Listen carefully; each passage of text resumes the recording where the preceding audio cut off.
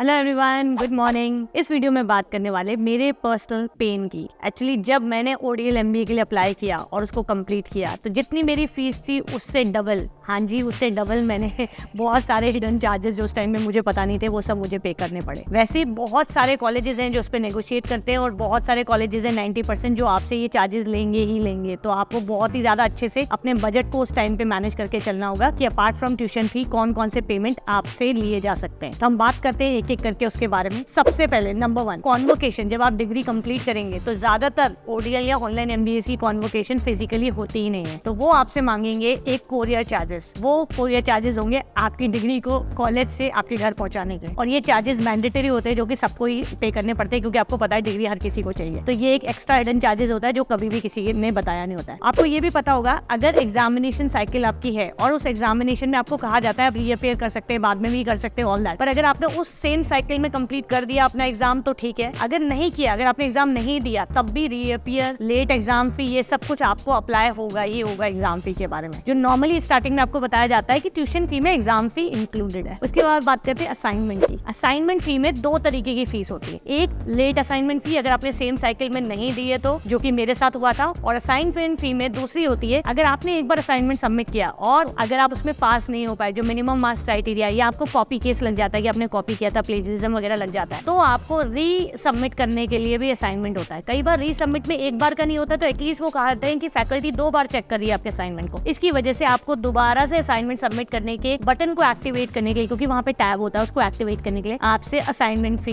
दोबारा ली जाती है जो नॉर्मली कहीं मेंशन होता ही नहीं है। उसके बाद बात करते हैं स्पेशलाइजेशन की। आपको पता है MBA जैसे प्रोग्राम में फर्स्ट ईयर जो होता है वो कॉमन होता है, मतलब आप first year common management lessons पढ़ते हैं, सेकेंड ईयर आपको स्पेशलाइजेशन के इलेक्टिव्स पढ़ाए जाते हैं। और क्या आपको पता है जो आपको बताया जाता है कि अगर आप सेकेंड ईयर में भी चाहो तो स्पेशलाइजेशन चेंज कर सकते हो, उसकी एक्स्ट्रा फी होती है। बहुत सारी यूनिवर्सिटी स्पेशलाइजेशन चेंज की भी एक्स्ट्रा फी आपसे लेती है और ये 2000-4000 कहीं के रेंज में आ सकती है। उसके बाद अगर हम बात करते हैं तो ईयर एक्सटेंशन। आपको बोला जाता होगा 2 साल का MBA आप 4 साल तक कर सकते हैं क्योंकि UGC ने बोला हुआ है कि ये फ्लेक्सिबल प्रोग्राम होना चाहिए, वर्किंग प्रोफेशनल्स करते हैं या ऑलरेडी साथ में कुछ और may be government job apply कर रहे होंगे, CA कर रहे होंगे, ऑल दैट, उसको फ्लेक्सिबल तो बनाया गया है बट विद कंडीशन, क्योंकि इसमें एक्स्ट्रा फी पे करनी होती है। मेरे टाइम पे मुझे याद है 5 या 10 हजार रुपए मैंने 1 साल की एक्सटेंशन फी पे करी थी। तो आपको पता होना चाहिए कि ये जो वैलिडिटी आपको एक्सटेंडेड मिलती है क्या वो गिफ्ट है या पेड गिफ्ट है। उसके बाद अगर हम बात करते हैं बुक्स कोरियर की, ये एक बार हुआ था। अगर आपको बुक्स कोरियर के लिए, क्योंकि आपको मेंशन करती है ऑलरेडी यूनिवर्सिटी की बुक्स आपके घर पे कोरियर होके आएंगे, अगर किसी वजह से आपके घर पे ताला था, आप किसी तरीके से कोरियर बॉय के साथ कोऑर्डिनेट नहीं कर पाए थे और वो फर्स्ट टाइम में आप एक्सेप्ट नहीं कर पाए बुक्स और वो किसी तरीके से वापस चले गई, तो री कोरियर इनिशिएट करने के लिए भी 200-500 रुपए आपको दोबारा से कोरियर फी देनी पड़ सकती है। उसके बाद अगर हम बात करते हैं प्लेसमेंट की, बहुत सारी यूनिवर्सिटीज, क्योंकि आपको भी लगता है प्लेसमेंट असिस्टेंस तो मिलना चाहिए साथ में, तो कुछ ना कुछ जॉब फेयर की तरह या प्लेसमेंट अपॉर्चुनिटी की तरह या असिस्टेंस की तरह वो आपको देते हैं। बहुत सारी यूनिवर्सिटीज इसके एक्स्ट्रा एडिशनल चार्जेस लेती है जो नॉर्मली आपको 3rd सेमेस्टर के कंप्लीट होने के बाद देना पड़ता है। और ट्रांसक्रिप्ट फी, अगर आप कहीं पे भी जा रहे हैं अब्रॉड के लिए तो आपको ट्रांसक्रिप्ट की जरूरत पड़ेगी। ट्रांसक्रिप्ट एक कॉमन डॉक्यूमेंट होता है जो कि वो क्रेडिट सिस्टम वगैरह के बारे में बात करता है, जिससे आपकी degree can be considered at par with all other degrees available across the world, तो उसकी फीस भी अलग होती है। आई होप ये आपको थोड़ा सा